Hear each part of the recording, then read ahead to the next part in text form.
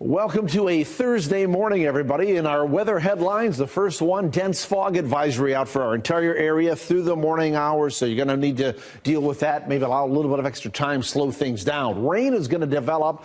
But not during the daytime hours and not until after the dinner hours. We progress to the evening and the overnight hours. We'll see that rain.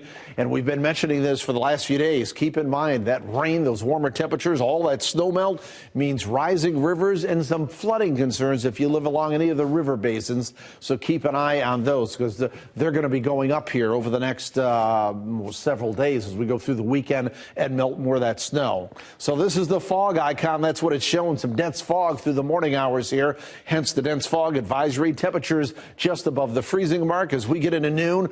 The fog is not going to magically go away, but it will probably thin out as we go into the afternoon hours. Just cloudy skies, areas of fog, and temperatures will get up into the upper 30s today. As we look at our future track computer forecast model, look at all the gray shading on the map. That is just plain cloudy skies with some areas of fog and some mist out there. As we progress through the daytime hours, we're dry, but there's a plume of moisture that's going to be coming up from the south and west. It's not here at the dinner hour, and it's being driven by that low pressure area. That is going to blast down through the area as we go into the evening and then through the overnight hours, and that low moves into the Ohio Valley and then off into the northeast United States. You can see by the time clock here, 6 a.m. on Friday morning, we still have some showers around. I think we'll maintain some showers around the Lansing area and southern lower Michigan through Friday morning, but the trend will be for us to dry out. We may not be completely dry through Friday afternoon, but it is going to trend drier. So maybe a little bit of mist, some drizzle left over, a couple of lingering showers.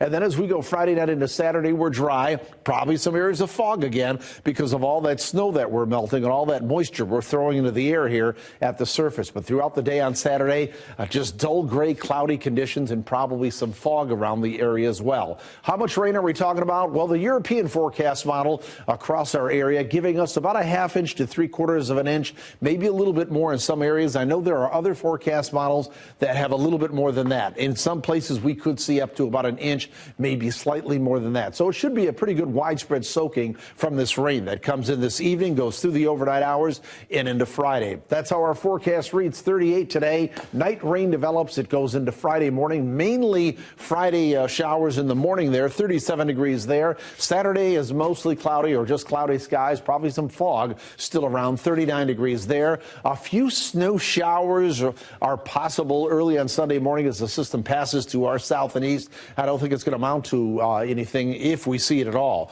Mostly cloudy on Monday, cloudy for Tuesday, and cloudy with temperatures in the upper 30s for Wednesday. What happens if we look beyond the scope of this 7-day forecast? Well, for the first full week of February, the Climate Prediction Center, which is the branch of NOAA and the National Weather Service, is showing across Michigan and the upper Midwest, the Ohio Valley, a 70 to 80% chance of above normal temperatures for that week. That puts us at least in the mid to upper 30s and maybe even into the 40s for that first week of February. So no Arctic air set to make a return. We may be able to keep the snow at bay as well. Any precipitation we see with those kind of temperatures would probably be liquid precip. So stay tuned to later forecast and have a great Thursday, everybody. I'm Fox meteorologist Kevin Craig.